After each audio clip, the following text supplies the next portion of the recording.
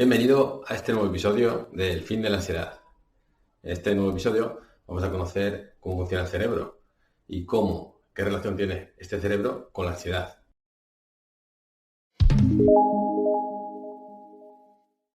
Entendiéndolo, verás cómo se te hace mucho más fácil comprender por qué surge la ansiedad, por qué surgen esos síntomas, cuál es el significado de todo esto.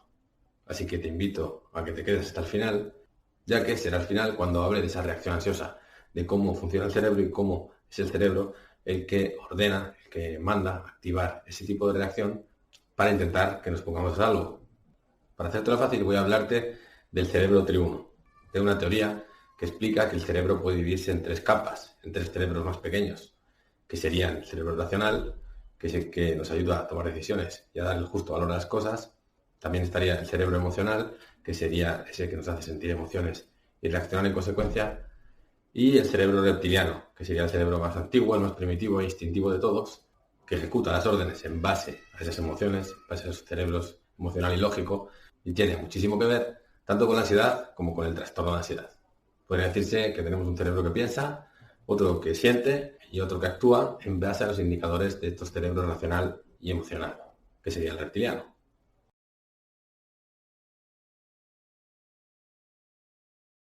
A nivel físico, el cerebro racional sería la capa más moderna de todas, la última que se ha formado en nuestro cerebro. Una capa, un sistema, ese sistema racional, que nos diferencia del resto de seres vivos, ya que nos da la capacidad de pensar, de evaluar las situaciones y tomar una decisión más ajustada a la situación, haciendo así que no nos dejemos llevar únicamente por las emociones o por ese instinto que intenta protegernos.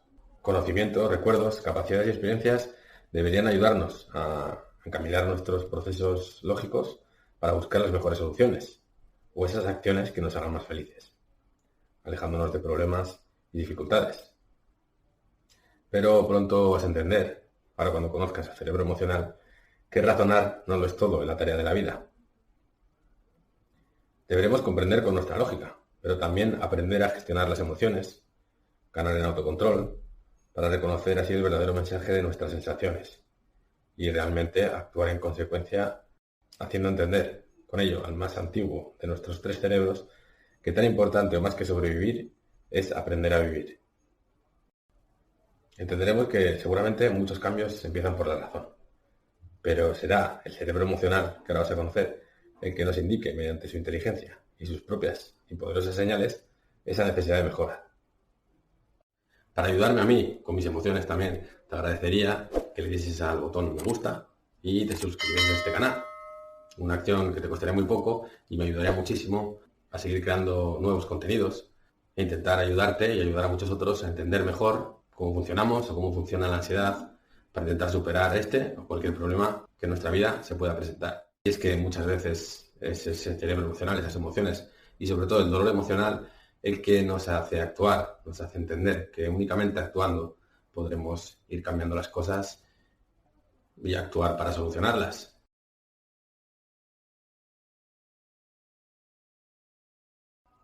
El cerebro emocional, también llamado cerebro límbico, surgió en el ser humano mucho antes que el cerebro racional. Es una región que apareció con los mamíferos más primitivos, creándose sobre la capa más antigua de todas, que será la que conocerás al final, que es el cerebro reptiliano. A grandes rasgos podremos entender que tenemos tres mentes, una que piensa, otra que siente y otra que ejecuta una respuesta basándose en las indicaciones de las dos anteriores. La razón nos ayuda a comprender, es más despierta y pensativa y capaz de reflexionar. Por el contrario, el cerebro emocional es mucho más impulsivo y poderoso, aunque muchas veces, por desgracia, del todo irracional e ilógico. Existe una comunicación entre ambos cerebros, entre el emocional y el racional, pero cuanto más fuerte sea la emoción, más difícil será esta comunicación y más poder ganará ese cerebro emocional. Situaciones en las que muchas veces dejará de tener en cuenta totalmente a la razón, ya que siente que su vida está en juego. Para simplificarlo, podremos entender que este cerebro emocional entiende las cosas solo como buenas o como malas. El cerebro simplifica, ya que va a intentar ayudarnos como seres humanos a acercarnos más a esas cosas buenas y alejarnos de las malas. Y para ello hace uso de la memoria emocional, también conocida como hipotálamo. Esta memoria emocional sirve para que registremos las experiencias de una manera binaria, como te decía, de cosas buenas o cosas malas. De este modo, si hemos tenido una experiencia traumática o difícil, la registraremos como algo negativo. Y con el paso del tiempo, cuando en nuestra vida se sucedan situaciones parecidas, nuestra memoria emocional servirá para indicarnos rápidamente que esa situación puede ser una situación peligrosa, algo que tiene mucho que ver con la ansiedad, como pronto vas a conocer. Del mismo modo, cuando algo es positivo, esta memoria emocional lo registra como positivo para que de ahí en adelante, cuando sucedan situaciones parecidas, intentemos acercarnos a ellas y conseguir más de este tipo de situaciones.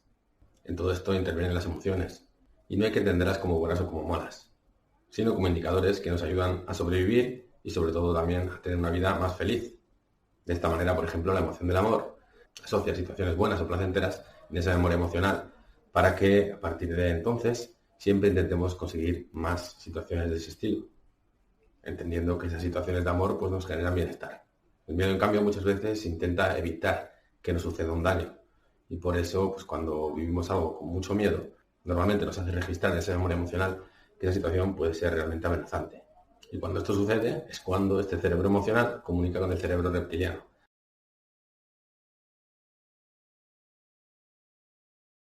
que es el último cerebro entre estos tres cerebros que te contaba. El más antiguo de todos, ya que surge con los reptiles. Un cerebro instintivo totalmente, que lo único que busca es que sobrevivamos. Para ello, activa unas funciones en el organismo que sirven para que actuemos ante situaciones realmente peligrosas, situaciones que pueden poner en peligro nuestra vida. De esta manera, cuando esa memoria emocional dice, oye, peligro, normalmente pues surge esta reacción, esta comunicación con el cerebro reptiliano para decirnos, ponte a salvo. Y de esta manera, pues este cerebro reptiliano actúa, toma el control y realiza unos cambios en nuestro organismo con la intención de ponernos a salvo. Entre las funciones que regula el cerebro reptiliano están el bombear más sangre a nuestros músculos, conseguir una mayor oxigenación también, ponernos en tensión, regulando también muchos otros elementos como puede ser la temperatura del cuerpo, la sudoración e incluso la vista o la digestión. Todo esto sirve para que nuestro cuerpo absorba toda esa fuerza y energía que puede necesitar para salir corriendo, para luchar o para quedarse bloqueado y dejar que ese peligro pase. Esta reacción del cerebro reptiliano en ese tipo de situaciones realmente peligrosas ha ayudado a que el ser humano sobreviva hasta el día de hoy. Pero cuando los indicadores de peligro no son los correctos y surge esta reacción, es cuando empezamos a sentir los conocidos como síntomas de la ansiedad, que no son otra cosa que esos cambios que ha generado nuestro cerebro reptiliano para que intentemos ponernos a salvo.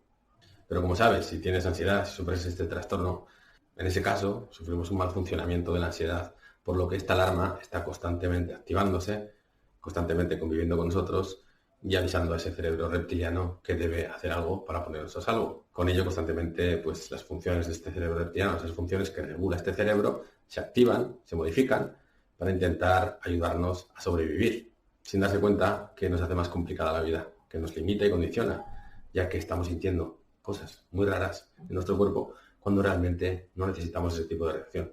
No necesitamos ni luchar ni huir, porque normalmente cuando sufrimos un trastorno de ansiedad, esos miedos solo están en nuestras cabezas. Son miedos irracionales e ilógicos ante situaciones o elementos que nuestro cerebro emocional en su momento registraría como algo negativo y actúa en automático, sin tener en cuenta a ese otro cerebro racional, sabiendo que en caso de peligro realmente que pensemos demasiado no sirve de nada. En esos casos de absoluto peligro, podemos imaginar en la antigüedad de nuestros antepasados el ataque de un tigre o de un león, pensar demasiado no sirve de nada. De nada sirve ante un león pensar si tiene el colmillo demasiado afilado, si podemos darle una patada en un costado o si es demasiado grande o pequeño. En esas situaciones es el cerebro emocional el que toma el control. Toma el control y rápidamente avisa al cerebro reptiliano para decirle, oye, necesito ponerme a salvo, haz algo. Con lo que surgen esos cambios en nuestro cuerpo para ponernos a salvo. Un mecanismo de la ansiedad que ha ayudado a que el ser humano sobreviva durante millones de años. Pero un mecanismo que cuando funciona mal, cuando se da el trastorno, pues nos limita y condiciona mucho, ya que estamos constantemente con esa alarma, estamos constantemente enviando señales a nuestro cerebro primitivo para ponernos a salvo, sintiendo esos cambios internos, sintiendo esas hormonas del estrés, sintiendo esa preocupación constante, ese temor a que nos pueda suceder algo, todo con mucho sentido, ya que si realmente fuese peligroso esa situación, nuestro cerebro y nuestro cuerpo debería estar preparado únicamente para atender esa situación. Pero, como sabes, con el trastorno de ansiedad no es así.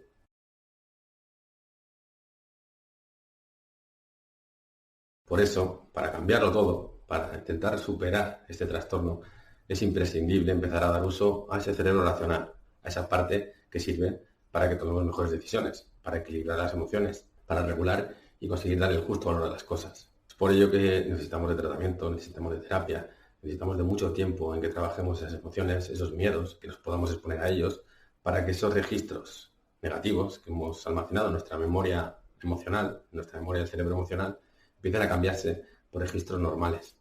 A eso se llama normalizar. Hacer que situaciones que las hemos vivido, las hemos experimentado o las hemos creído como realmente amenazantes, se conviertan en situaciones normales, que no tienen por qué ser un peligro. De esta manera, con este trabajo, este cerebro emocional dejará de comunicar con el cerebro reptiliano y dejaremos de sentir esa ansiedad constante y limitante.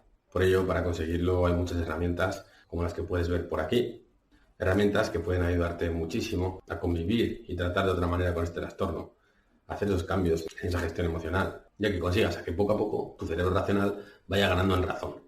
Para ello existen muchos modos, como las autoafirmaciones, la distracción y sobre todo la buena información, como la de en este canal. Información que te puede ayudar a comprender, a que tu memoria emocional, a que tu cerebro y todas sus capas entiendan que realmente no te va a pasar nada malo, que todo se trata de una falsa alarma. Por ello es imprescindible entender a la ansiedad, entender de qué está hecha, comprenderla en detalle, entender cuáles son los tipos de ansiedad, por qué surge, cuáles son nuestros motivos, cómo podemos conseguir aceptarla y cuál es ese tratamiento y esa terapia que poco a poco haga esos cambios en nuestro cerebro para que entienda que realmente no hay nada que temer, sino mucho que aprender.